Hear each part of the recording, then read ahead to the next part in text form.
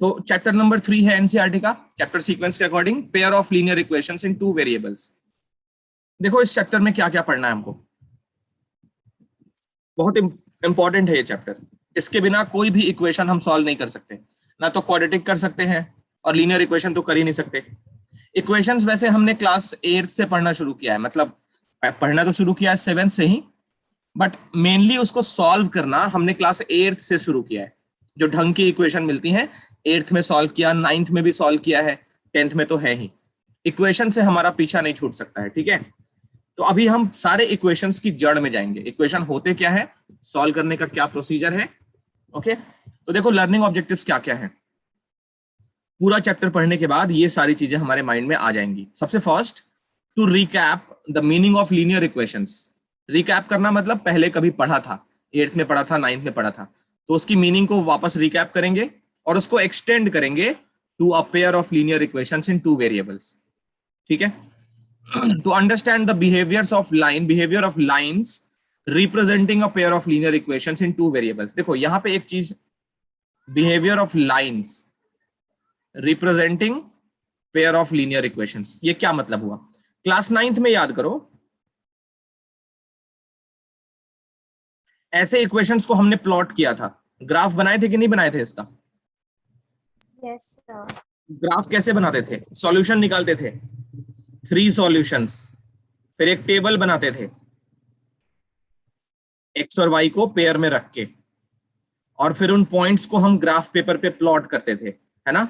यहाँ पे एक्स लिखते थे, यहाँ पे वाई लिखते थे, और यहाँ पे उनका ordered pair x comma y लिखते थे। तो ऐसे ऐसे सॉल्यूशन लिख के इन तीनों पॉइंट्स को हम ग्राफ पे प्लॉट करते थे। तो ग्राफ पे प्लॉट करके कुछ ऐसी लाइन मिल जाती थी, तो हम क्या बोलते थे कि every linear equation in two variable का जो ग्राफ है स्ट्रेट लाइन होता है। ये हम जानते हैं, 9th में ऐसा किया है। तो अभी ये जो इक्वेशन है उसका ग्राफ किस नेचर का होगा, एक इक्वेशन अगर और दे दिया जाए तो दो इक्वेशंस का ग्राफ कैसा नेचर का होगा। दो इक्वेशन जैसे मान लो एक ये भी है 13x - 2y 11। अब इनका ग्राफ अगर बनाए इक्वेशन 1 और 2 का, इक्वेशन 1 का ग्राफ भी स्ट्रेट लाइन होगा, इक्वेशन 2 का ग्राफ भी स्ट्रेट लाइन होगा। अब दो लाइंस जब बनाएंगे तो कब वो लाइंस इंटरसेक्ट करेगी, कब वो पैरेलल होगी, ये सब चीजें समझनी है। इसके लिए ग्राफ बनाने की जरूरत नहीं है, बिना ग्राफ बनाए भी हम बता सकते हैं कि कब इन दो लाइंस का ग्राफ इंटरसेक्टिंग होगा, कब ये पैरेलल होगा, कब ये कोइंसिडेंट होगा। ये सारी चीजें इस टॉपिक के अंदर हमको करना है, ठीक है। तो काफी कुछ क्लास 9th के जैसा ही होगा। To learn the graphical method of solution of pair of linear equation. Solution word क्या होता है वो समझेंगे, है ना। फिर उसके बाद हम लोग ग्राफिकल मेथड से कैसे सॉल्यूशन निकाल सकते हैं वो सीखना है। फिर अलजेब्राइक मेथड क्या है, दो इक्वेशंस का सॉल्यूशन निकालने का अलजेब्राइक मेथड क्या है। कुछ ऐसे भी इक्वेशंस होते हैं जो लीनियर इक्वेशन की तरह नहीं दिखते हैं, जैसे 1/x + 5/y = 7। देखो ये इक्वेशन लीनियर नहीं है, ये इक्वेशन लीनियर नहीं है, नॉन लीनियर इक्वेशन है। लीनियर इक्वेशन का मतलब पता है ना, डिग्री वेरिएबल टर्म की 1 होनी चाहिए, सब जानते हो। वेरिएबल टर्म की डिग्री अगर 1 है तो उसको लीनियर इक्वेशन बोलते हैं, डिग्री अगर 2 है तो क्वाड्रेटिक इक्वेशन बोलते हैं। वो भी हमको पढ़ना है चैप्टर नंबर 4 में। तो जैसे इक्वेशन की डिग्री 1 हो जाए, जैसे अभी थोड़ी देर पहले हमने लिखा भी था, तो यहाँ पे वेरिएबल टर्म का पावर क्या है, 1 है, इस इक्वेशन को बोलेंगे लीनियर इक्वेशन। अगर यही वेरिएबल टर्म का पावर 2 हो जाए तो इसको बोलेंगे quadratic equation. Just like polynomial, अगर डिग्री 3 हो जाए तो क्या बोलेंगे इसको, क्यूबिक इक्वेशन। डिग्री 4 हो जाए तो बाई क्वाड्रेटिक इक्वेशन। तो अगर डिग्री 1 है उसको बोलते हैं लीनियर इक्वेशन। अब देखो इसकी डिग्री कितनी है, फर्स्ट टर्म को ऐसे लिख, y का पावर -1 लिख सकते हो। देखो यहाँ पे x और y का पावर क्या है, -1 है, 1 तो नहीं है, तो this is not a linear equation, not a linear equation. अब अगर ये लीनियर इक्वेशन ही नहीं है तो हम जो मेथड पढ़ रहे हैं इक्वेशन सॉल्व करने वाला, ग्राफिकल और अलजेब्राइक, वो मेथड काम नहीं करेगा अच्छे से। तो मतलब इसका सॉल्यूशन कैसे निकालें फिर, क्योंकि जब ये इक्वेशन ही लीनियर नहीं है तो अलजेब्राइक और ग्राफिकल मेथड अच्छे से काम नहीं करेगा। तो कहने का मतलब जब तक हमें लीनियर इक्वेशन नहीं मिलता है हम सॉल्व नहीं कर पाएंगे। तो क्या करेंगे, इस इक्वेशन को हम रिड्यूस करेंगे लीनियर इक्वेशन पे। कैसे रिड्यूस करेंगे वो भी देखो। अगर किसी बच्चे ने 1/x को u मान लिया और 1/y को v मान लिया तो क्या हो जाएगा, देखो यहाँ पे, ये तो हो गया u और ये हो जाएगा 5v इक्वल टू 7। अब हमने वेरिएबल चेंज कर लिया, हमारा वेरिएबल क्या हो गया, u और v। तो ये बन गया u और v में लीनियर इक्वेशन। देखो u और v की पावर 1 हो गई, देख रहे हो। तो ये इक्वेशन इस टाइप का बन गया। हाँ, अलग बात है कि हमारा वेरिएबल भी चेंज हो गया है, u और v हमारे वेरिएबल हो गए। तो u और v अगर वेरिएबल ले लिया तो डिग्री तो उनकी 1 हो गई ना, तो ये बन गया हमको लीनियर इक्वेशन। लेकिन ये लीनियर इक्वेशन किसी पर्टिकुलर इक्वेशन को रिड्यूस करके आया है, इस वाले को रिड्यूस करके हम यहां पहुंचे हैं। इसीलिए ऐसे इक्वेशंस को क्या बोलते हैं, ये लीनियर तो हैं बट ये रिड्यूसिबल टू लीनियर इक्वेशन है, एग्जैक्टली लीनियर इक्वेशन नहीं है। ये समझ आया, बोलो। Yes, sir. तो इस टाइप के क्वेश्चन हम लोग करेंगे एक्सरसाइज 3.6 में, ठीक है। 3.6 में पहुंचेंगे काफी दिनों के बाद। लास्ट टॉपिक हमारा होगा understand the application of pair of linear equation. Application का मतलब रियल लाइफ एप्लीकेशन, तो उसको बोलते हैं वर्ड प्रॉब्लम्स। लीनियर इक्वेशन में पहली बार हमारा क्लास 10th के अंदर वर्ड प्रॉब्लम से सामना होगा, रियल लाइफ एप्लीकेशन, ठीक है। तो एक बात मैं बहुत ही क्लियरली बता दूं, लेक्चर 1 पे ही हम लोग जैसा कि हमेशा करते आ रहे हैं, क्वेश्चन को सीक्वेंस वाइज नहीं करेंगे। कॉन्सेप्ट वाइज बाइफर्केशन नहीं हुआ है एनसीईआरटी में अनफॉर्चुनेटली। हम लोग क्या करेंगे, जितने भी वर्ड प्रॉब्लम्स हैं इन लास्ट, सबसे लास्ट में करेंगे, सबसे लास्ट में। पहले हम लोग क्या करेंगे, एक्सरसाइज 3.1 में जाएंगे। मतलब कोई एक पर्टिकुलर कॉन्सेप्ट हम लोगों ने चुन लिया है, जैसे मान लो हम आज की क्लास में ये टॉपिक प्रिपेयर करेंगे, ये टॉपिक समझा दूंगा मैं। अब इस टॉपिक पे 3.1 से लेके 3.6 तक जहां जहां क्वेश्चंस है, इस टॉपिक का क्वेश्चन वो पहले कर लेंगे। फिर नेक्स्ट टॉपिक सीखेंगे, नेक्स्ट कॉन्सेप्ट। इस कॉन्सेप्ट पे फिर से 3.1 से 3.6 में जहां जहां क्वेश्चन है वो करेंगे। फिर नेक्स्ट टॉपिक, फिर से सारे क्वेश्चन ढूंढ ढूंढ के करेंगे। समझ आ रही है बात। और जब सारे हो जाएंगे फिर लास्ट में हम लोग करेंगे वर्ड प्रॉब्लम्स। तो अभी जितने भी वर्ड प्रॉब्लम्स मिलेंगे 3.1 से लेकर 3.6 में, हम उनको अभी टच नहीं करेंगे, सबसे लास्ट में करेंगे। वर्ड प्रॉब्लम में क्या होता है मैं बता देता हूं तुमको। एक जनरल सेंटेंस लिखा होता है इंग्लिश में, उसको लेके हमें पहले इक्वेशन फ्रेम करनी होती है, फिर उसको सॉल्व करना होता है। तो पहले हम लोग क्या करते हैं, इक्वेशन को सॉल्व करने का प्रोसीजर सीख लेते हैं, ठीक है, ताकि किसी भी टाइप का इक्वेशन हो हम लोग उसको सॉल्व कर ले। जब ये सॉल्विंग वाला पार्ट सीख लेंगे, उसके बाद जब हम वर्ड प्रॉब्लम शुरू करेंगे ना, तो मेरा काम क्या रहेगा, सिर्फ उस इंग्लिश को पढ़ के समझा के इक्वेशन बना देना। सॉल्विंग पार्ट मेरा काम नहीं रहेगा। तो लास्ट में जब हम वर्ड प्रॉब्लम्स करेंगे तो मैं सिर्फ उस इंग्लिश को मैथमेटिकल सेंटेंस में इक्वेशन के फॉर्म में कन्वर्ट करने में हेल्प करूंगा। सॉल्विंग पार्ट तुम्हारा खुद का काम रहेगा, सॉल्विंग पार्ट मेरा रोल उसमें नहीं रहेगा। ये बात समझ आ गई, बोलो। Yes, sir. ठीक है, तो चैप्टर बहुत ही ग्रेट है, हम शुरू करते हैं इसको एक एक करके। इसमें टाइम लगेगा काफी क्योंकि बड़ा चैप्टर है। देखो ये जो सेंटेंस लिखा है ना, pair of linear equations in 2 variables, हम लोग क्या करते हैं, इसको पार्ट बाय पार्ट पढ़ते हैं। इतने बड़े सेंटेंस को एक बार में समझना थोड़ा मुश्किल लगेगा, तो हम इस सारे वर्ड्स को पार्ट बाय पार्ट करते हैं, इनका मीनिंग हमको बाद में समझ आ जाए। देखो सबसे पहले किसी ने कहा इक्वेशन, पूरा सेंटेंस याद रखना, pair of linear equations in 2 variables, वहां तक हम पहुंचेंगे धीरे धीरे। पहले वर्ड है इक्वेशन। इक्वेशन का सिंपल मतलब क्या होता है, एनीबॉडी कोई बता सकता है? जिसमें what is an equation? Equal to sign हो और इक्वल टू जो साइन, करता हो, अच्छा इक्वल टू साइन, और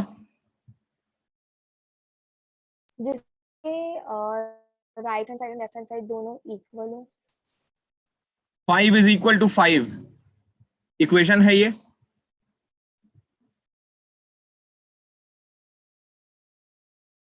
दोनों इक्वल है, इक्वल टू का साइन भी है, ये इक्वेशन है कि नहीं है?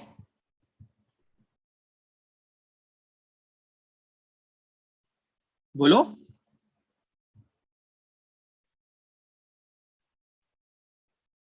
ये इक्वेशन नहीं है। Sir, two algebraic expressions containing a quality sign. Okay देखो इसकी बात करें, ये इक्वेशन नहीं है,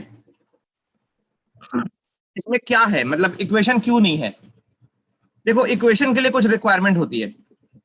क्या रिक्वायरमेंट होती है? पहली रिक्वायरमेंट है मैथमेटिकल स्टेटमेंट।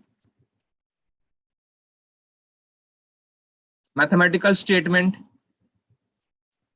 मैथमेटिकल स्टेटमेंट क्या होती है? ये कांस्टेंट प्लस वेरिएबल, कांस्टेंट और variable connected by mathematical operators. जब कांस्टेंट और वेरिएबल को मैथमेटिकल ऑपरेटर्स की हेल्प से कनेक्ट किया जाता है तो क्या बनता है? मैथमेटिकल स्टेटमेंट बनता है। तो इक्वेशन में सबसे पहली चीज मैथमेटिकल स्टेटमेंट होनी चाहिए। नंबर 2, इक्वल टू का साइन होना चाहिए, इक्वल टू का साइन होना चाहिए। और number 3, at least one variable होना चाहिए। बस ये 3 रिक्वायरमेंट है। एटलीस्ट वन वेरिएबल होना चाहिए। जैसे मान लो थोड़ी देर पहले मैंने 5 इक्वल टू 5 लिखा था, ये मैथमेटिकल स्टेटमेंट है, इसको क्या बोलते हैं? ट्रू स्टेटमेंट है। ये ट्रू स्टेटमेंट है। 5 इज इक्वल टू 7, ये भी मैथमेटिकल स्टेटमेंट है, इसको फॉल्स स्टेटमेंट बोलते हैं। ये फॉल्स स्टेटमेंट है। दोनों में से कोई भी इक्वेशन नहीं है। पहली दोनों कंडीशन यहां पे लग रही है, चेक करो। मैथमेटिकल स्टेटमेंट है, इक्वल टू का साइन भी है, बट स्टिल ये इक्वेशन नहीं है। क्या मिसिंग है? वेरिएबल मिसिंग है। इसी चीज को अगर ऐसे लिख दिया जाए 5x इक्वल टू 5, तो ये इक्वेशन बन गई, क्योंकि इसमें वेरिएबल इंट्रोड्यूस हो गया है। वेरिएबल क्या है यहाँ पे? x हमारा वेरिएबल है। तो इक्वेशन समझ आ गई बात? बोलो। Yes sir. इक्वेशन में क्या क्या होता है? Mathematical statement, equal to sign, at least one variable. तो इस डेफिनेशन के बेसिस पे, इस डेफिनेशन के बेसिस पे हम लोग कुछ इक्वेशंस लेते हैं। देखो ये सारे क्या है? इक्वेशन है, सारे के सारे इक्वेशन है ना।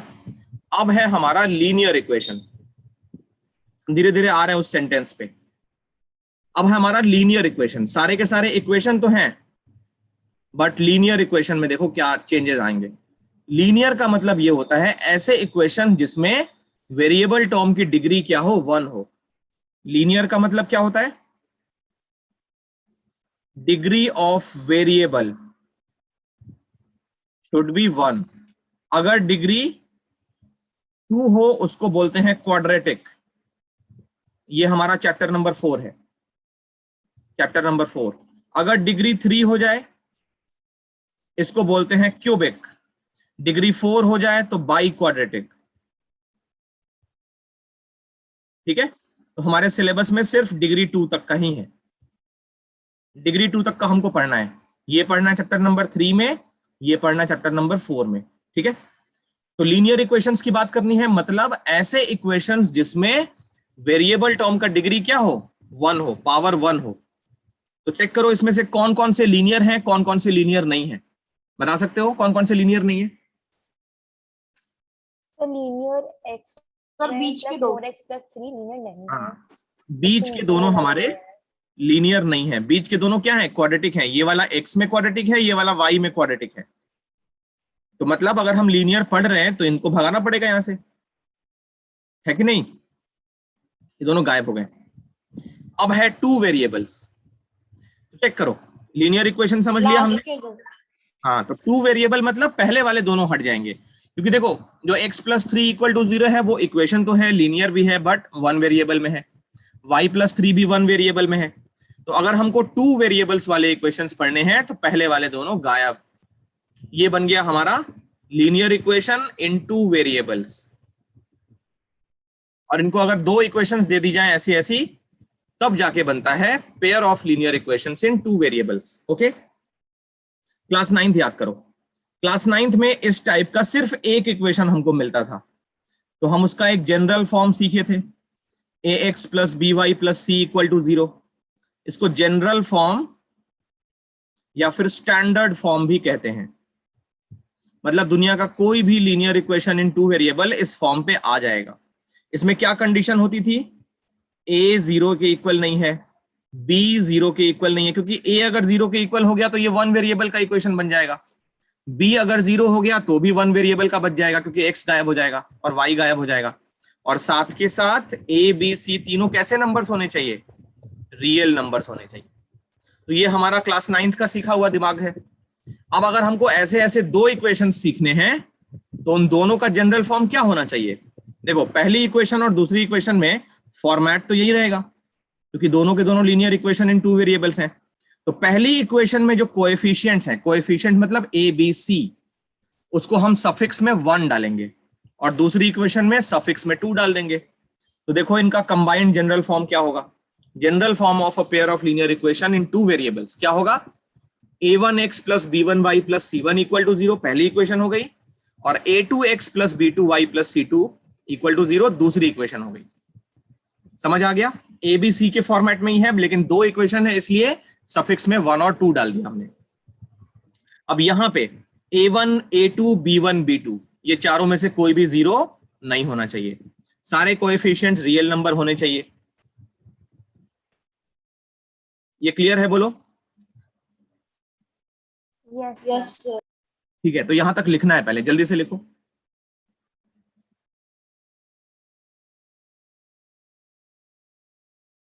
अब देखो इससे आगे ग्राफ कैसा बनता है। ग्राफ हमको पता है लीनियर इक्वेशन का कैसा बनता है, स्ट्रेट लाइन बनता है, 9th क्लास में हमने बना के देखा भी था। तो अभी अगर ऐसे ऐसे दो इक्वेशंस मिल जाते हैं तो क्या चेंजेस आते हैं वो समझोगे ग्राफ की हेल्प से। देखो क्लास 9th में हमने टॉपिक क्या था, linear equation in two variables, एक ही इक्वेशन थी। क्लास 10th में क्या हो गया, pair of linear equations in two variables. तो 9th में जो भी मिला है वैसा ही एक इक्वेशन और रहेगा इस बार। 9th का फॉर्मेट क्या था, A X plus B Y plus C equal to 0। इस बार ये फॉर्मेट है, क्योंकि दो इक्वेशन हैं इसलिए ऐसा है। ग्राफ कुछ ऐसा था, और इस टाइम पे ग्राफ दो लाइंस का कैसा बनेगा, एक पॉइंट पे कट कर सकता है, पैरेलल भी हो सकता है, कोइंसिडेंट भी हो सकता है, देखेंगे वो तो ये चेंजेस इस टाइम पे आएंगे। इसको कॉपी नहीं करना है, बस ये समझने के लिए। सॉल्यूशन का मतलब क्या होता है, देखो समझो, बहुत इंपॉर्टेंट है। वैसे 9th में तो पढ़े थे, मैं फिर भी एक बार एक्सप्लेन कर देता हूँ। सॉल्यूशन का मतलब क्या होता है, जैसे मान लो x plus y equal to 10, ये एक इक्वेशन है, इसका नाम क्या रहेगा, linear equation in two variables. इसमें दो वेरिएबल्स हैं, ठीक है, x और y। सॉल्यूशन का मतलब क्या होता है, देखो सॉल्यूशन का मतलब होता है value of variable, value of variable which satisfies the given equation। satisfies मतलब LHS is equal to RHS हो जाना चाहिए। x minus 2 equal to 0, x की जगह पे 2 रखो, क्या होगा चेक करो, 2 माइनस 2 ये LHS हो गया 0, और RHS खुद 0 है, दोनों सेटिस्फाई हो गया, मतलब इक्वल हो गया LHS RHS। तो x इक्वल टू 2 क्या होगा, इज अ सॉल्यूशन। इस इक्वेशन का सॉल्यूशन क्या होगा, x इक्वल टू 2। अब अगर एक वेरिएबल है तो सॉल्यूशन एक x के टर्म्स में आएगा, अगर यही इक्वेशन y के टर्म्स में होती तो y इक्वल टू 2 सॉल्यूशन होता है ना। यहां पे हमारे पास x और y दोनों वेरिएबल है, टू वेरिएबल्स का इक्वेशन है ये। तो अब जो सॉल्यूशन होगा वो x कॉमा y के फॉर्म पे होगा, ठीक है, मतलब x की भी वैल्यू आएगी, y की भी वैल्यू आएगी। ये सब हमने 9th में सीखा है। चेक करो, अगर मैं x की जगह पे 1 ले लूं और y की जगह पे 9 ले लूं, x की जगह पे 1 y की जगह पे 9, तो 1 प्लस 9 क्या हो जाएगा, 10 हो जाएगा। तो इसका सॉल्यूशन कैसे बनाओगे, ऑर्डर्ड पेयर में बनाओगे, 1,9। याद रखना कोई भी पॉइंट कैसे लिखा जाता है, x, y, कोऑर्डिनेट ज्योमेट्री की थोड़ी सी हेल्प। तो x1 y9 का सॉल्यूशन क्या हो जाएगा, 1,9 इज अ सॉल्यूशन। और देखो x equal to 2 y equal to 8, तो 2,8 भी एक सॉल्यूशन हो जाएगा। इसी तरीके से x को 3 ले लो, y को 7 ले लो, 3,7 क्योंकि ऐड करके 10 हो जा रहा है। x को 10 ले लो, y को 0 ले लो, क्या हो जाएगा 10,0। ये सारे के सारे सॉल्यूशन है। तो ऐसे ऐसे कितने सॉल्यूशन हो सकते हैं बताओ।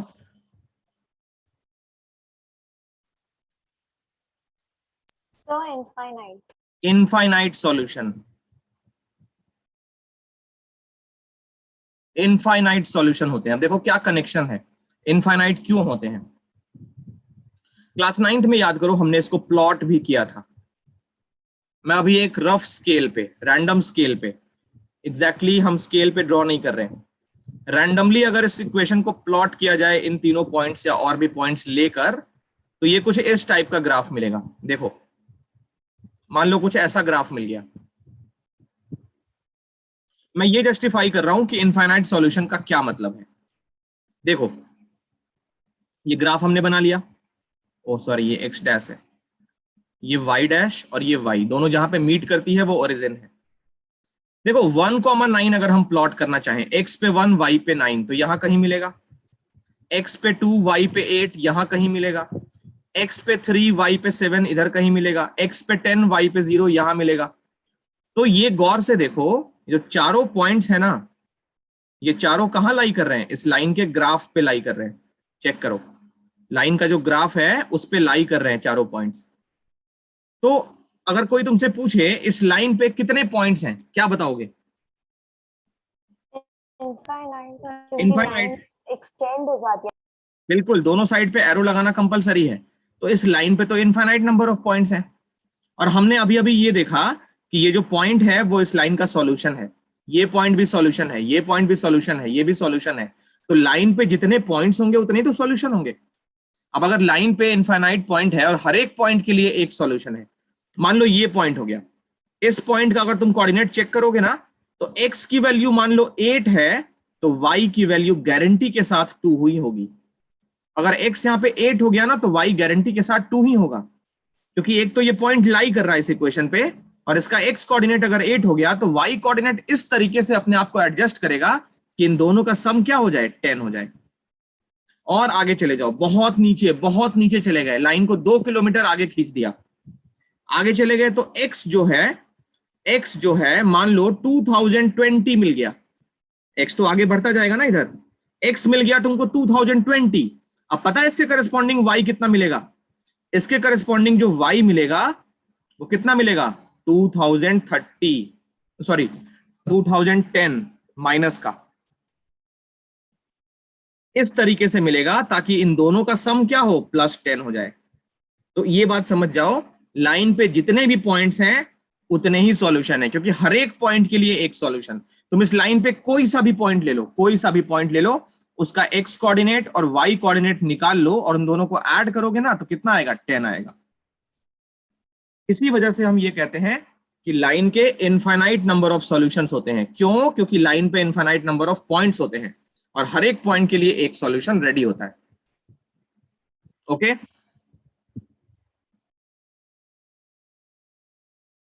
Yes sir. तो देखो ये सब लिखना नहीं था, तो सब 9th में पढ़े ही थे। तो सॉल्यूशन जो निकालते हैं हम लोग, 8th में क्या किया था, 9th में क्या किया था और 10th में क्या किया था, इसको समझने के लिए एक एनिमेशन है मेरे पास। देखो तो सॉल्यूशन को लेके क्या है, मेरे पास एक एनिमेशन है, उसके थ्रू मैं समझाने वाला हूं। क्या समझाने वाला हूं, 8th में हमने जैसी इक्वेशन मिली थी, किस टाइप की मिली थी वैसे, x - 5 = 0। इसका सॉल्यूशन भी निकालना हमको आता है 5 को ट्रांसपोज करके। ये तो 8th में इस टाइप का था, लीनियर इक्वेशन इन 1 वेरिएबल। 9th में क्या था, लीनियर इक्वेशन इन 2 वेरिएबल, तो इस टाइप के इक्वेशन होते थे। और 10th में ऐसे ऐसे 2 इक्वेशंस हैं। तो इन तीनों को मैं कनेक्ट करता हूं अभी एनिमेशन के थ्रू, ठीक है। तुम्हें लिखना कुछ भी नहीं है, बस सुनना है और देखना है। ऊपर की हेडिंग है solution of a linear equation in 1 variable, ठीक है। चलो देखो, कोई लिखेगा नहीं। देखो ताला चाबी सबने देखा है, लॉक सिस्टम सबने देखा है, सबके पास होती है ताला, ताले और चाबियां बहुत होती हैं। तो देखो इमेजिन करो, ये जो इक्वेशन है ना, x - 5 = 0, ये जो इक्वेशन है कौन सा इक्वेशन है वैसे, ये लीनियर इक्वेशन इन 1 वेरिएबल है। क्लास 8th की बातें अभी चल रही हैं। तो ये जो इक्वेशन है इसको इमेजिन करो एक लॉक, ताला। इस इक्वेशन को एक ताला समझ लो, ठीक है। जैसे एक ताले के लिए दुनिया में बहुत सारी चाबियां हैं, अपने घर का कोई भी एक रैंडम ताला ले लो, उसके लिए दुनिया में बहुत सारी इनफाइनाइट नंबर ऑफ चाबियां है ना। तो इसके लिए चाबियां क्या होंगी, एक्स की जो वैल्यूज हैं, एक्स की कितनी वैल्यूज हैं, ऑल रियल नंबर्स कितने होंगे, इनफाइनाइट होंगे ना। एक्स की कितनी वैल्यूज होंगी, इनफाइनाइट वैल्यूज होती हैं एक्स की, सारे रियल नंबर है वो तो देखो ये जो इक्वेशन है उसको ताला समझ लो, और ये वाली जो वैल्यूज हैं एक्स की और भी बहुत सारी हैं, इन सबको क्या करो, चाबियां मान लो। ये सारी क्या है, चाबियां हैं, समझ रहे हो। तो यहां देखो वही चीज है, ये हमारे लॉक है और ये बहुत सारी चाबियां मैंने ले रखी हैं। क्या करते हैं, इस ताले को खोलना है, तो एक चाबी ट्राई किया, ये चाबी से ताला नहीं खुला, इस चाबी से ताला नहीं खुला। तो मतलब अगर इस ताले को, ये जो ब्लू से ताला लिखा हुआ है, इसमें हम x=1 की चाबी घुसाएंगे तो ये ताला नहीं खुलेगा। ताला नहीं खुलेगा मतलब इक्वेशन सेटिस्फाई नहीं होगा। 1 पे चेक कर लो, सेटिस्फाई नहीं होगा। 1 पे LHS कितना आएगा, 1 - 5, ये -4 आ रहा है। और RHS कितना है, RHS 0 है, कहाँ इक्वल है। तो 1 जो है इस चाबी को नहीं खोल पाएगी, इस ताले को नहीं खोल पाएगी। 1 इस ताले का चाबी नहीं है, एक चाबी फेल हो गया। हमारे पास बहुत सारी चाबियां हैं, दूसरी चाबी ट्राई करते हैं, इस चाबी से भी ये ताला नहीं खुलता है। तो कहने का मतलब हमने अब x=2 ट्राई किया, x=2 पे क्या होगा, LHS कितना होगा, 2 - 5 -3, और RHS कितना होगा, 0, इक्वल नहीं है, तो 2 भी इसकी चाबी नहीं है। इसी तरीके से हम जितने भी ताले हैं वो सब ट्राई कर लें, कुछ भी कर लें, ये ताला सिर्फ एक चाबी से खुलेगा। हमारे घर में जो ताला लटका होता है ना, वो सिर्फ एक चाबी से खुलता है। हाँ, ये अलग बात है, उस ताले की हम 3-4 चाबियां बना लेते हैं, क्योंकि हमारे घर में काफी लोग होते हैं, तो एक आदमी कोई चला गया ताला बंद करके, बाकी लोग घर के बाहर छूट जाएंगे, तो 2-3 हम लोग डुप्लीकेट चाबियां बनवा के रख लेते हैं। बट वो पॉइंट नहीं है मेरा।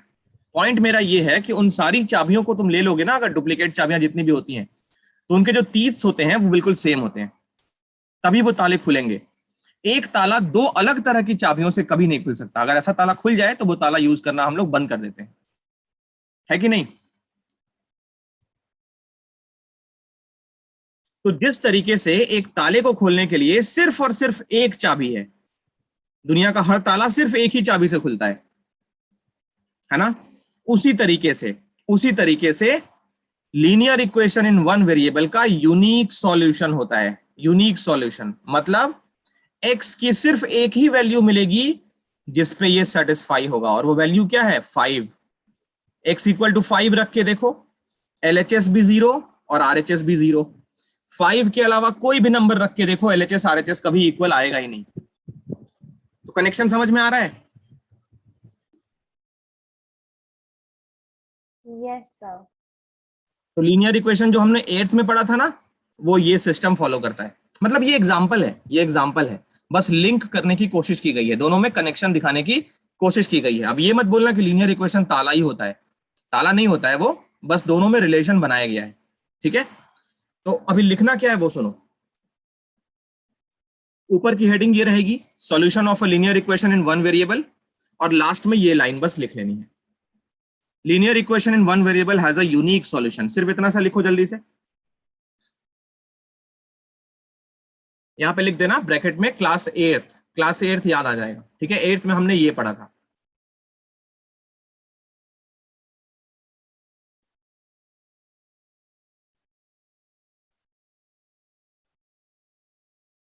चले आगे, okay. Yes sir. Linear equation in one variable has a unique solution. अब देखो क्लास 9th में क्या हुआ था, पहले रिकॉल कर लो। क्लास 9th में अभी थोड़ी देर पहले मैंने दिखाया भी था, x + y = 10 है, तो इसका हमने क्या रिजल्ट लिखा था, 1,9, 2,8, 3,7 और भी बहुत सारे हैं। तो हमने क्या लिखा था, इनफाइनाइट सॉल्यूशन है, infinitely many solution, infinite solution. तो इसका देखो क्या कनेक्शन है। देखो ये क्रिकेट मैच है ना, आजकल तो हम सब देखते हैं क्रिकेट मैच। तो इंडिया के जो अभी सबसे अच्छे प्लेयर हैं, मतलब करंट टाइम पे, कोहली और रोहित शर्मा। क्रिकेट में क्या होता है, पार्टनरशिप बनता है, 2 प्लेयर्स मिलकर बैटिंग करते हैं और पार्टनरशिप बिल्ड करते हैं, फिर टीम का स्कोर आगे चलता है। तो ये मान के चलो कि रोहित और विराट कोहली दोनों ने मिलके 90 रन्स का पार्टनरशिप किया है। कितने का? 90 रन्स का। दोनों ने मिलके 90 रन्स की पार्टनरशिप की है। अब क्योंकि प्लेयर दोनों एक जैसे हैं, मतलब दोनों ही बहुत अच्छे हैं, तो हम ये नहीं कह सकते कि विराट कोहली 0 पे खेल रहा होगा और रोहित शर्मा 90 का 90 सारा उसने अकेला बना दिया। वैसे तो पॉसिबल है, वैसे पॉसिबल है। तो अब सवाल ये उठता है, मुझे नहीं पता किसने कितना बनाया है, मुझे नहीं पता किसने कितना बनाया है। तो क्या करेंगे हम लोग? ये मान लेते हैं विराट कोहली ने एक्स बनाया होगा और रोहित शर्मा ने वाई बनाया होगा। एक्स और वाई की वैल्यूज मुझे नहीं पता, बट ये जरूर पता है कि दोनों ने मिलके कितना बनाया है, 90। ठीक है, अब मैं पूछूं कि बताओ क्या क्या पॉसिबिलिटी हो सकती है। कोहली ने कितना बनाया होगा, रोहित ने कितना बनाया होगा? तो ये हो सकता है कि कोहली ने 40 बनाया होगा और रोहित ने 50 बनाया होगा, क्योंकि दोनों का सम तो 90 होना चाहिए, पार्टनरशिप का मतलब ही वही होता है। और हम ये मान रहे हैं कोई भी एक्स्ट्रा नहीं मिला इनके बीच में, मतलब वाइड, नो बॉल, ये सब के रन नहीं है। ठीक है, दोनों ने 40 और 50 बनाया, ऐसा हो सकता है। ये भी हो सकता है कि विराट कोहली ने 40 बनाया, रोहित ने 50 और 40 बनाया हो। ये भी हो सकता है कि विराट कोहली ने 51 बनाया हो, इसने 39 बनाया हो, क्योंकि मुझे नहीं पता किसने कितना बनाया। ऐसा भी हो सकता है कि विराट कोहली ने 80 बनाया और रोहित ने 10 बनाया। ये भी हो सकता है कि विराट कोहली 0 पे ही खेलता रह गया टेस्ट मैच और Rohit Sharma full T20 mode, ये भी हो सकता है। तो एग्जैक्टली कितने पॉसिबिलिटीज हो सकती हैं? बहुत सारी हो सकती हैं। क्या मेरी बात क्लियर हो रही है? Yes sir. अब बताओ, ये जो इक्वेशन मैंने लिखी है, ये जो इक्वेशन मैंने लिखी है वो किस टाइप की इक्वेशन है? क्या नाम होगा इसका? Linear equation in two variables. Linear equation in two variable. Linear equation in two variables. और ये सारे क्या है? इसके सॉल्यूशन ही तो हैं। तो कितने पॉसिबिलिटीज हैं? इनफाइनाइट पॉसिबिलिटीज है कि नहीं? Yes yes sir. Sir. Infinite solution. तो कनेक्शन आई थिंक समझ में आ गया होगा। अच्छा, इस सिचुएशन में, इस एग्जांपल में इनफाइनाइट पॉसिबिलिटीज नहीं है, लिमिटेड नंबर ऑफ पॉसिबिलिटीज हैं। आई थिंक 90 पॉसिबिलिटीज ही हैं, क्योंकि रन्स नेगेटिव में नहीं होंगे, पॉइंट में नहीं होंगे। अगर मैं तुम्हें सिर्फ ये इक्वेशन दे दूं, ये क्रिकेट का एग्जांपल ना दूं, तो यहां पे x इक्वल टू -100 और y इक्वल टू +110 या प्लस जो भी आ रहा है 120, ऐसा हो सकता है। इस इक्वेशन के लिए हो सकता है, बस इस एग्जांपल के लिए ये चीज पॉसिबल नहीं है, क्योंकि नंबर ऑफ रन्स नेगेटिव में तो कोई नहीं बना सकता ना। ये शायद गलत हो गया। कितना आना चाहिए? y क्या रखे कि सम 90 हो जाए? 190 है ना, मतलब एग्जांपल है। इस इक्वेशन के लिए ये चीज पॉसिबल है कि -100 और +90, ये इसका सॉल्यूशन है। बस इस एग्जांपल के लिए ये सॉल्यूशन फिट नहीं है। तो ये तो एग्जांपल बस समझाने के लिए लिया था। फाइनली हम लोग linear equation in two variables कर रहे हैं, तो वहां पे x नेगेटिव भी हो सकता है, पॉइंट में भी हो सकता है ना। तो इसी वजह से every linear equation in two variables has infinitely many solution, infinite solution होते हैं।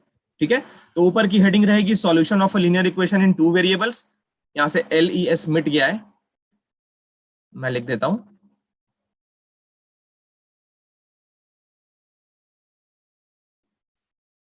ठीक है, ये हेडिंग रहेगी और लास्ट की लाइन बस तुम्हें लिखना है। वेट, ये कंक्लूजन पार्ट सिर्फ लिख लेना है। लिखो ऊपर की हेडिंग और नीचे linear equation in two variable has infinitely many solutions, इतना लिख लो जल्दी से। यहां ब्रैकेट में डाल देना क्लास 9, ब्रैकेट में क्लास 9th डाल देना, ताकि याद रहे 9th में पढ़ा था। ऐसे इक्वेशंस हमने 9th में किए थे। Sir done. Okay, yes sir. चलो अब देखो 10th में क्या हो रहा है। क्लास 10th में क्या हो रहा है? क्लास 10th में हमें linear equation in two variables में पढ़ना है और पेयर ऑफ इक्वेशंस चाहिए। ऐसे ऐसे दो इक्वेशंस चाहिए। चेक करो क्लास 10th का क्या एग्जांपल है। देखो देखो, सबसे पहले उन दोनों इक्वेशंस का general form a1x + b1y + c1 = 0 और a2x + b2y + c2 = 0। साथ में हमने दो एग्जांपल भी ले रखे हैं, ऐसी दो इक्वेशंस हमने ले रखी हैं। ये एक लॉकर है। लॉकर समझते हो? लॉकर जैसे बैंक में होता है ना, बहुत ही कीमती सामान को उसमें डालते हैं। लॉकर की दो चाबियां होती हैं, एक बैंक वालों के पास होती है और एक जिसका लॉकर है उसके पास होती है। कोई भी चाहे तो अकेला उसको नहीं खोल सकता है। जैसे लॉकर को खोलना है तो हमें अपनी चाबी और बैंक वाले की चाबी दोनों मिलाएंगे फिर जाके वो खुलेगा। मतलब हम जाएं तो अकेले पैसे नहीं चुरा सकते, और बैंक वाला भी चाहे तो भी वो नहीं ले सकता। ओके, ये लॉकर का सिस्टम होता है। तो ये भी मान लो एक लॉकर ही है। अब देखो ये लॉकर क्या है। ये ऊपर वाला जो देख रहे हो ना, ये मान लो फर्स्ट सिस्टम है, और नीचे वाला जो है वो मान लो सेकंड सिस्टम है। ओके, ये वाला फर्स्ट सिस्टम और ये वाला सेकंड सिस्टम है। इसमें एक्स और वाई देख रहे हो, पहली इक्वेशन में दो वेरिएबल है, दूसरी इक्वेशन में भी दो वेरिएबल है।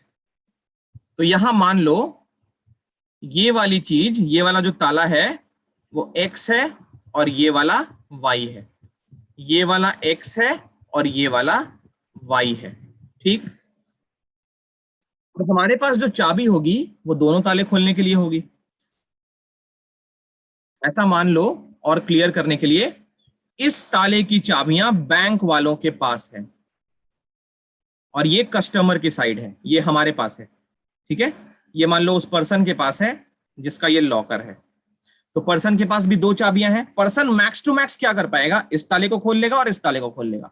और बैंक वाले चाहे तो इसको खोल सकते हैं, इसको खोल सकते हैं, लेकिन चारों जब तक नहीं खुलेगा तब तक ये लॉकर नहीं खुल पाएगा। ठीक, अब देखो क्या हो रहा है। मान लो ये चाबियां हैं सारी, ठीक है, ये वाली सारी चाबियां हैं, दो दो चाबियां हैं हर एक में। हम क्या करते हैं, इस चाबी से नीचे वाला ताला खोलने की कोशिश करते हैं। नीचे वाला ताला खुल जाता है, नीचे वाला ताला खुल जाता है। इसी चाबी से हम ऊपर वाला ताला खोलते हैं, ये वाला नहीं खुलता है। कहने का मतलब, अभी जो चाबी हम लोग यूज कर रहे हैं उसको एग्जाम्पल के तौर पे मान लो नीचे वाला ताला खुल जा रहा है। तो मान लो ये चाबी जो अभी अभी हमने यूज की है वो x इक्वल टू 6 और y इक्वल टू 1 है। x इक्वल टू 6 और y इक्वल टू 1 है, तो नीचे वाला ताला खुल जा रहा है। चेक कर लो, 6 माइनस, ओ सॉरी 1 नहीं 5, x की वैल्यू 6 और y की वैल्यू 5 है। देखो इस चाबी से नीचे वाला ताला खुल जाएगा। चेक कर लो, x की जगह 6 रखो, y की जगह 5 रखो, सब्ट्रैक्ट करके 1 आ जाएगा। तो ये जो चाबी है वो नीचे वाले ताले को खोल सकती है, लेकिन यही चाबी ऊपर वाले को नहीं खोल सकती है। क्यों? क्योंकि 6 प्लस 5 ऐड करके 7 नहीं हो रहा। ठीक है, तो ये मान लिया हमारी कौन सी चाबी है, की 1 है, फर्स्ट की है। ये वाला यूज हो गया, नीचे वाला खुल गया, ऊपर वाला नहीं खुला। चलते हैं दूसरी चाबी को लेके चलते हैं। अब देखो ये वाली चाबी देखते हैं, तो इस चाबी से नीचे वाला ताला नहीं खुल रहा है, लेकिन इससे ऊपर वाला खुल जा रहा है। तो ये वाली की 2 थी, दूसरा की था। इस की को हमने मान लिया एग्जाम्पल के तौर पे कि ये वाला x इक्वल टू 5 था और y इक्वल टू 2 था। जस्ट इमेजिन, देखो इस वाली चाबी से, ये की 2 से ऊपर वाला ताला खुल जा रहा है। 5 प्लस 2 7 हो जाएगा, लेकिन 5 माइनस 2 1 नहीं होगा। समझ आ रही है बात? तो ये चाबी भी बेकार है, दोनों ताले नहीं खुल पा रही है, चाबी बेकार है। चलते हैं आगे। अब देखो आगे क्या होता है। एक और चाबी हमारे पास है, इस चाबी से देखो क्या करेंगे। ये जो चाबी है थर्ड वाली, उसको लेके चले, ये वाला ताला खुल गया। इसी चाबी से देखते हैं ऊपर वाला खुलता है कि नहीं, तो ये भी खुल गया। इसी चाबी से ऊपर वाला ताला भी ठीक से खोलते हैं, ये देखो ऊपर वाला ताला भी खुल गया। तो कहने का मतलब ये जो चाबी है ना वो दोनों तालों को खोल पा रही है।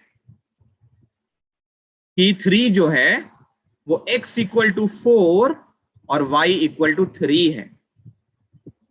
करके देखो, 4 प्लस 3 7, ऊपर वाला खुल गया। 4 माइनस 3 इक्वल टू 1, नीचे वाला भी खुल गया। तो जब ये चाबी दोनों ताले को खोल पा रही है तो क्या होगा देखो, जब चाबियां सारी खुल जाएंगी, ताला खुल जाएगा, तो क्या होगा, यही होगा ना, खजाना बाहर हो जाएगा। समझ आ रहा है?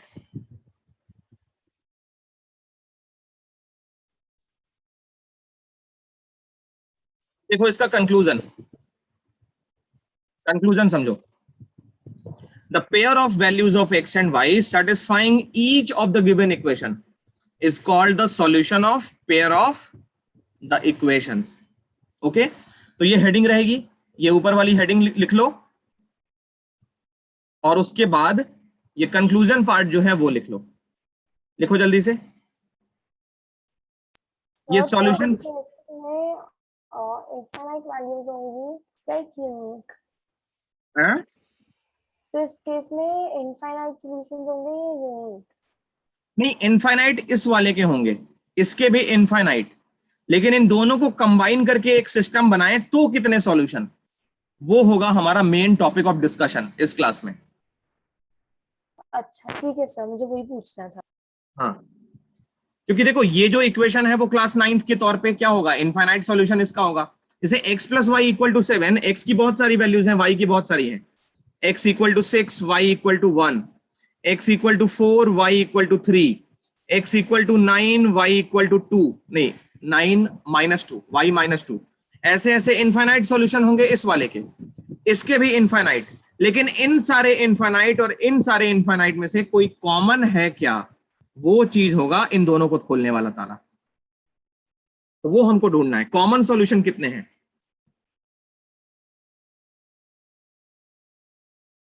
उसी का मेथड हमको सीखना है क्लास 10th में। सर तो कॉमन सॉल्यूशंस तो यूनिक हो जाएंगे ना फिर, हाँ, मेरे हिसाब से। अब यूनिक होंगे या एक भी नहीं होगा वो भी देखना पड़ेगा ना। जरूरी नहीं है कि हर एक इक्वेशन का यूनिक सॉल्यूशन होगा, जरूरी नहीं है। जैसे देखो मैं दिखाता हूं, x plus y equal to 7 और x plus y equal to 5, निकालो इसका सॉल्यूशन, कोई सॉल्यूशन नहीं है,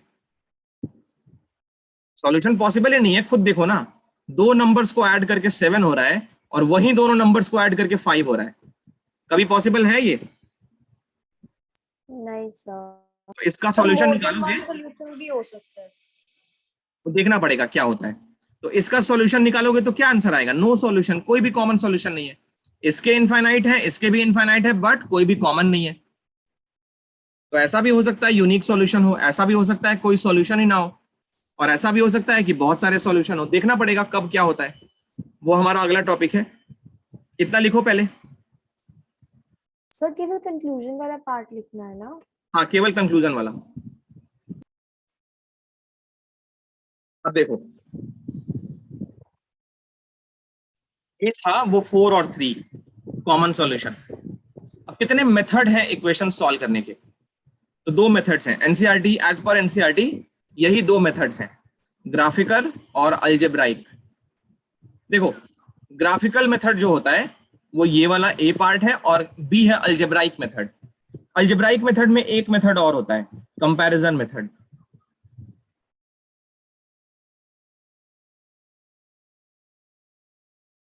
ये एनसीईआरटी में नहीं दिया है, हम लोग करेंगे। तो linear equation, pair of linear equation in two variables को सॉल्व करने के दो मेथड्स होते हैं, एक तो ग्राफिकल, दूसरा अलजेब्राइक। अलजेब्राइक में सब्स्टिट्यूशन, एलिमिनेशन, क्रॉस मल्टीप्लिकेशन और कंपैरिजन, ये चार मेथड्स होते हैं। ये वाला एनसीईआरटी में नहीं है, ठीक है। तो ऊपर की हेडिंग रहेगी method of solving simultaneous linear equations, और ये जितना भी बोर्ड पे है कॉपी कर लो। हम लोग डिटेल में पढ़ेंगे एक एक को, आज नहीं करेंगे, लेकिन आज हम लोग कुछ और करेंगे अभी, ठीक है। मेथड को सॉल्व करने वाला जो मेथड है वो हम लोग अगली क्लास पे करेंगे, अभी हम लोग कुछ और करेंगे। पहले कॉपी करो इनको। अब देखो इसके आगे क्या है,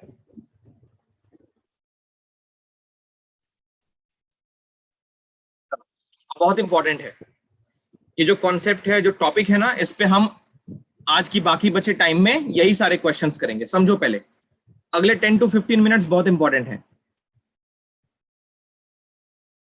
देखो 9th क्लास में हमने ये सीखा था कि इस टाइप का कोई भी इक्वेशन दे दिया जाए तो इसका ग्राफ कैसा बनेगा, स्ट्रेट लाइन। लीनियर ग्राफ मतलब ऐसा। अब ये लाइन कहीं से पास कर सकती है, ऐसी हो सकती है, ऐसी हो सकती है, ऐसी हो सकती है, इस टाइप की हो सकती है, कैसी भी हो सकती है। तो अगर ऐसा इक्वेशन दे दिया जाए, इसका ग्राफ बनेगा स्ट्रेट लाइन। मान लिया उसको लाइन वन। इसी टाइप की एक और इक्वेशन दे दी जाए जो हमको क्लास 10th में मिलने वाली है, 7x - 2y = 5। इसका भी ग्राफ स्ट्रेट लाइन होगा, तो उसको मान लेते हैं लाइन 2। अब हमको ये चाहिए कि लाइन 1 और लाइन 2 दोनों जब बनाएंगे तो वो ऐसी बनेगी, पैरेलल बनेगी, या एक के ऊपर एक बनेगी। ये तीनों में से कौन सा होगा वो हमको पता लगाना है। और सॉल्यूशन का क्या मतलब होगा, देखो ये देखो रेड वाली जो लाइन है ये वालो लाइन 1 है, ठीक है। तो इस लाइन पे कितने सॉल्यूशन होंगे, मतलब इक्वेशन 1 के कितने सॉल्यूशन होंगे, इनफाइनाइट सॉल्यूशन। ये इनफाइनाइट का सिंबल है, ठीक है, मैं जल्दी में यही बनाऊंगा, समझ जाना इनफाइनाइट है। तो जो लाइन 1 है उस पे इनफाइनाइट नंबर ऑफ पॉइंट्स हैं, तो लाइन 1 का इनफाइनाइट सॉल्यूशन। जो ब्लू वाली लाइन है इक्वेशन 2, उस पे भी इनफाइनाइट पॉइंट है, तो उसके कितने सॉल्यूशन, इसके भी इनफाइनाइट सॉल्यूशन। अब इन दोनों का कितना सॉल्यूशन, तो देखो वो पॉइंट ढूंढने की कोशिश करो जो इन दोनों लाइंस पे है, वही तो होगा इन दोनों का कॉमन सॉल्यूशन। यस और नो? Yes sir. तो अगर ग्राफिकल मेथड से हमको सॉल्यूशन फाइंड करना है तो बहुत ही सिंपल, दोनों इक्वेशंस को प्लॉट करो, जहां पे इंटरसेक्ट करती है उसका एक्स कोऑर्डिनेट और उसका वाई कोऑर्डिनेट लिख दो, वही आंसर हो जाएगा। तो अभी हम लोग ये डिसाइड करेंगे ग्राफ देख के कितने सॉल्यूशन निकाल सकते हैं। तो जो भी लाइन सिंगल पॉइंट पे इंटरसेक्ट करती है उसका यूनिक सॉल्यूशन होगा। जो पैरेलल लाइन कभी इंटरसेक्ट करती ही नहीं है तो उसके इनफाइनाइट कॉमन सॉल्यूशन, मतलब इसके और इसके, सॉरी उसके जीरो कॉमन सॉल्यूशन, उसमें लिखेंगे नो कॉमन सॉल्यूशन। और कभी ऐसी लाइन हो जो एक के ऊपर एक बन जाए, उसमें इनफाइनाइट सॉल्यूशन। तो क्या क्या हम लोग निकालेंगे, देखो फर्स्ट ये पता लगाएंगे कि लाइंस कैसी है। तो ये लाइन है इंटरसेक्टिंग, ये वाली लाइन है पैरेलल, ये मान लो लाइन 1 है, ये मान लो लाइन 2 है। यहां पे लाइन 1 और लाइन 2 कोइंसाइड कर रही है, एक के ऊपर एक है, इसको बोलते हैं कोइंसिडेंट लाइंस। कोइंसिडेंट लाइंस, तो लाइन का नेचर बता सकते हैं। दूसरा है नंबर ऑफ सॉल्यूशन भी बता सकते हैं। तो लाइन अगर इंटरसेक्टिंग है तो यूनिक सॉल्यूशन, अगर पैरेलल है तो नो कॉमन सॉल्यूशन, और कोइंसिडेंट है तो इनफाइनाइटली मेनी सॉल्यूशन। ठीक है, और भी चीजें हम लोग बता सकते हैं, ये बता सकते हैं कि सिस्टम कैसा है, कंसिस्टेंट है या इनकंसिस्टेंट है। तो देखो अगर एक भी सॉल्यूशन है, चाहे वो यूनिक हो चाहे वो इनफाइनाइट हो, तो सिस्टम लिखेंगे कंसिस्टेंट। कंसिस्टेंट, एक भी सॉल्यूशन है तो कंसिस्टेंट। और अगर एक भी सॉल्यूशन ना हो तब सिस्टम होगा इनकंसिस्टेंट। ये सब बताएंगे अभी थोड़ी देर में, ठीक है। तो ये तो हमने ग्राफ देखकर बताया है। अब सवाल ये उठता है कि तुम्हें दो इक्वेशन अगर उनके स्टैंडर्ड फॉर्म में दे दिया जाए, पहली इक्वेशन इस टाइप से लिखेंगे और दूसरी इक्वेशन इस टाइप से लिखी जाएगी, तो क्या हम इक्वेशन देख के ये सारी चीजें बता सकते हैं या नहीं बता सकते हैं? तो ये हमारा टॉपिक है। ओके, शुरू करें इसको। Yes sir. चलो अब समझो, अगले 15 मिनट कुछ लिखोगे नहीं। Let us consider a pair of linear equations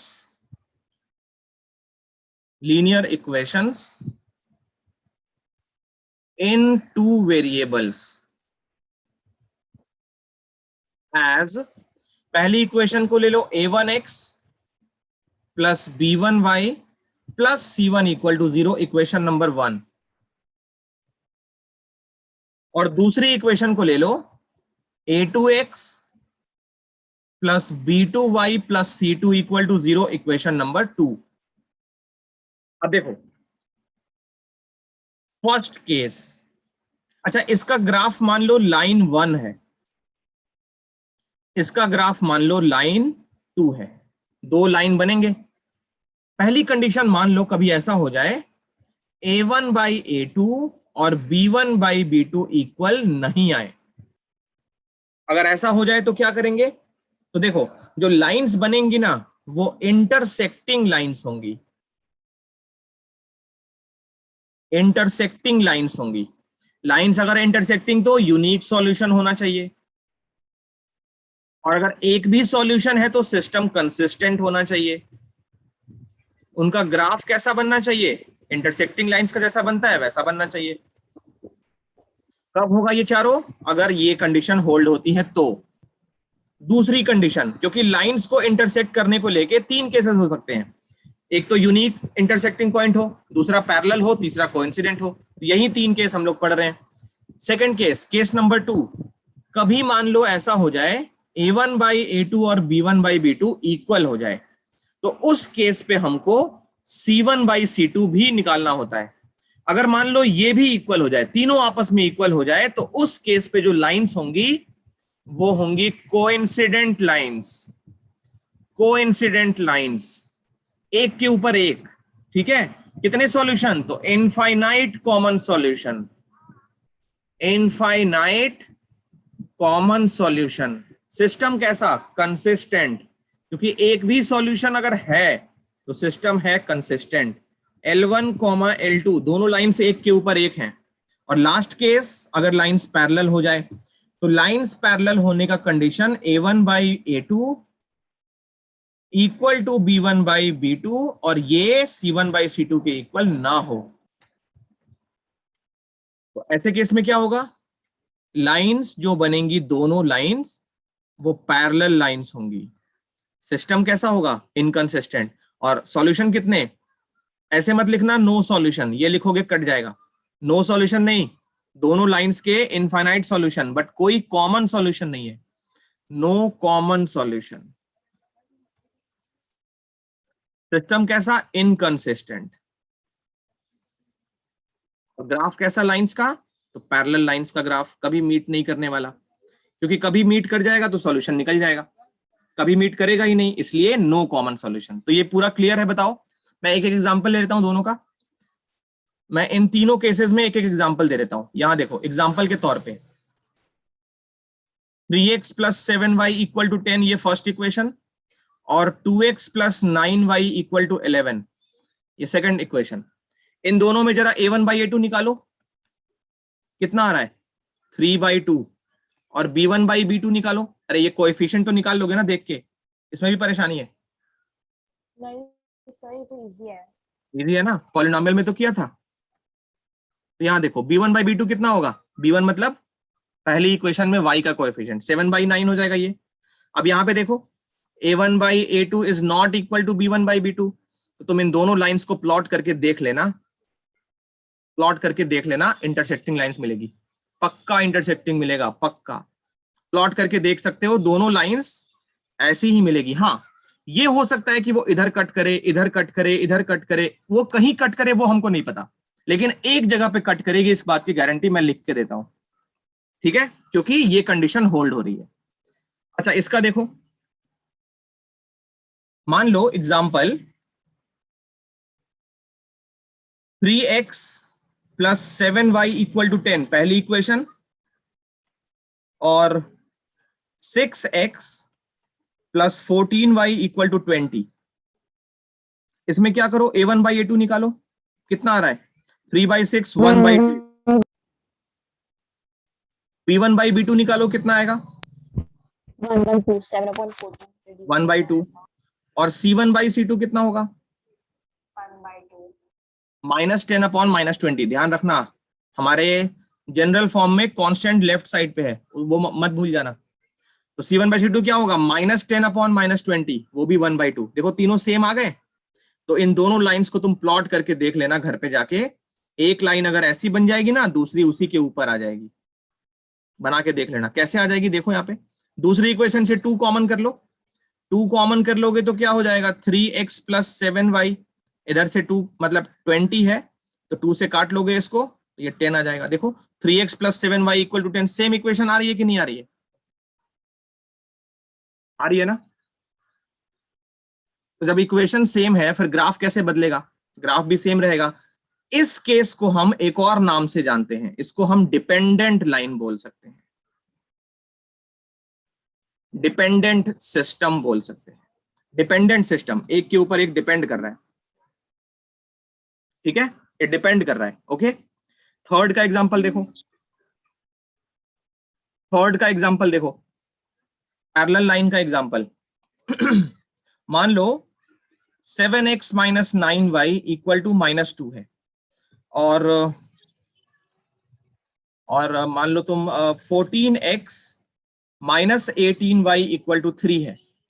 ये पहली इक्वेशन, ये दूसरी इक्वेशन। चलो इसका a1/a2 निकालो, कितना आ गया? 7/14 मतलब 1/2।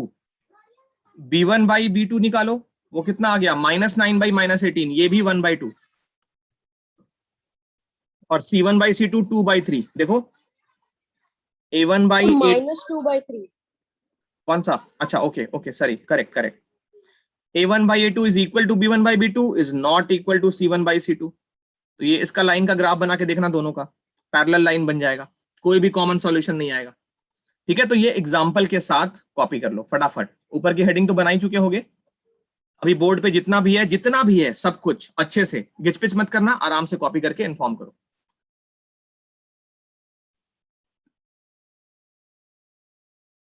तो देखो यहाँ पे एक एरर था, ये a1/b2 नहीं है, a1/a2 है। जल्दीबाजी में हो जाता है, a1/a2, b1/b2, c1, बाकी सब तो ठीक है।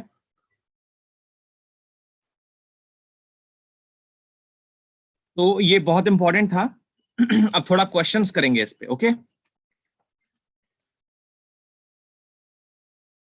देखो एक्सरसाइज 3.2, मैं सिर्फ फर्स्ट पार्ट करूंगा, बहुत सारे क्वेश्चंस हैं अभी, मैं सिर्फ करूंगा फर्स्ट पार्ट और तुम्हें बाकी सारे पार्ट्स अभी प्रैक्टिस के तौर पे करने हैं।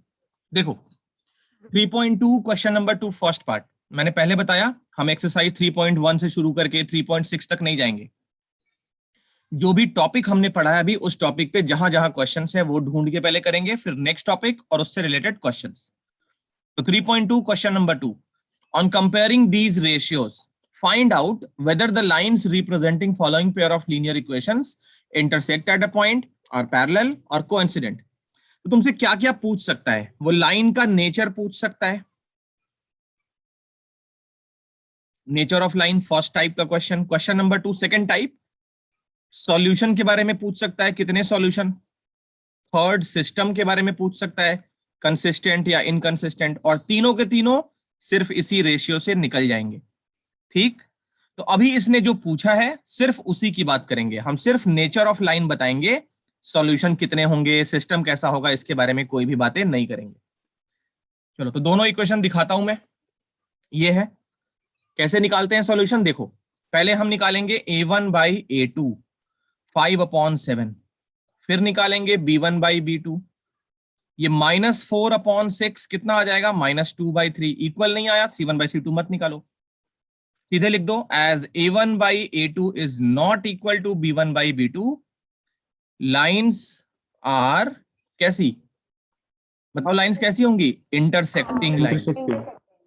यस, बहुत आसान टॉपिक है, ठीक है, वो 3 केसेस बस ध्यान रखना, लाइंस होंगी इंटरसेक्टिंग, यही हो जाएगा आंसर। कितने पार्ट्स हैं इसमें?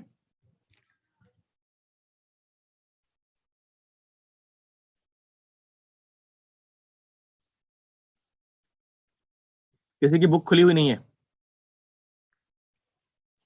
क्वेश्चन नंबर 2 में कितने पार्ट्स हैं?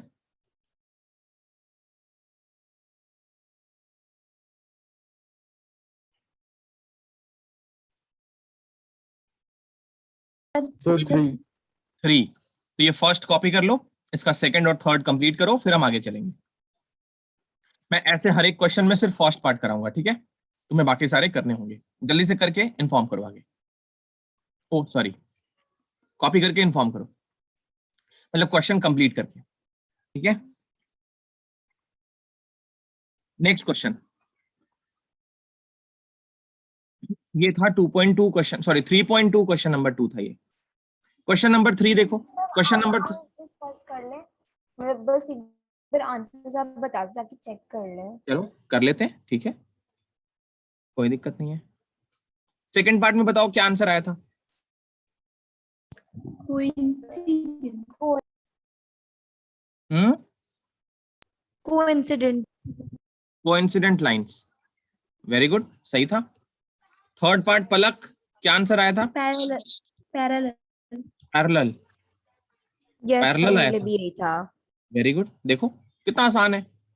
अब देखो अब क्या पूछेगा, वही रेशियो निकलवाएगा लेकिन अब सिस्टम के बारे में पूछेगा, कंसिस्टेंट या इनकंसिस्टेंट। तो ध्यान रखना, कंसिस्टेंट कब होगा, जब एक सॉल्यूशन या इनफाइनाइट सॉल्यूशन। फर्स्ट पार्ट में फिर से कर देता हूं, a1/a2 वैसे करने की जरूरत नहीं है मुझे, b1/b2 कितना हो जाएगा, -2/3, और c1/c2 चेक करो, -5/-7।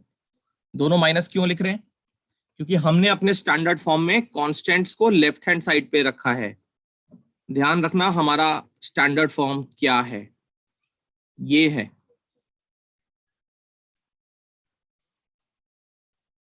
ठीक है, तो कांस्टेंट राइट साइड पे नहीं, लेफ्ट साइड पे होने चाहिए। तो 5 को इधर ले आओगे -5, 7 को ले आओगे -7, तो -5/-7, ये कितना हो गया। तो चेक करो, a1/a2 is not equal to b1/b2। System कैसा होगा, कंसिस्टेंट। ठीक, कर लो इसके बाकी पार्ट्स भी जल्दी से।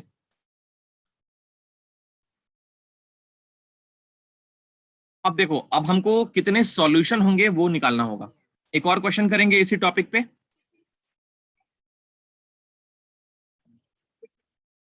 तो देखो एक्सरसाइज 3.2 क्वेश्चन नंबर 4, इसका फर्स्ट पार्ट शायद नहीं है, इसमें मिट गया है, पता नहीं एरर की वजह से। इसमें हमको क्या निकालना है, जरा क्वेश्चन नंबर 4 पढ़ के सुनाए कोई मुझे। क्वेश्चन नंबर 4 का स्टेटमेंट क्या है। हाँ पढ़ो पढ़ो, 3.2 question number 4। Which of the following pairs of linear equations are consistent or inconsistent? If consistent, obtain the solution graphically. क्या क्या पूछा है, तो inconsistent है consistent, और अगर consistent है तो फिर graphically solution obtain करना। Okay okay okay. तो देखो अभी हम लोग सॉल्यूशन निकालना नहीं सीखे हैं, मतलब तुम्हें आता तो है थोड़ा बहुत, ग्राफ बनाना मैंने हल्का फुल्का बता दिया है, बट इसको हम आइडियली करेंगे नेक्स्ट टू नेक्स्ट क्लास पे। Okay, next to next class पे हम लोग सॉल्यूशन निकालना सीखेंगे। तो अभी के लिए 3.2 क्वेश्चन नंबर 4 तुम लोग सिर्फ कंसिस्टेंट है या नहीं है, सिर्फ इतना सा बताओ। क्वेश्चन नंबर 4 कंप्लीट कर लो 3.2 का। सिर्फ कहां तक बताना है कि कंसिस्टेंट है या इनकंसिस्टेंट है। सॉल्यूशन हम लोग अगली क्लास पे सीखेंगे, ठीक है, क्योंकि अभी ग्राफ पेपर और सारे अरेंजमेंट करते बहुत टाइम लग जाएगा। तो हम नेक्स्ट टू नेक्स्ट क्लास पे ग्राफिकल मेथड सीखेंगे। अभी के लिए सिर्फ कंसिस्टेंसी चेक कर लो इस क्वेश्चन की। 3.2 कंप्लीट कर लो क्वेश्चन नंबर 4 और इन्फॉर्म करो।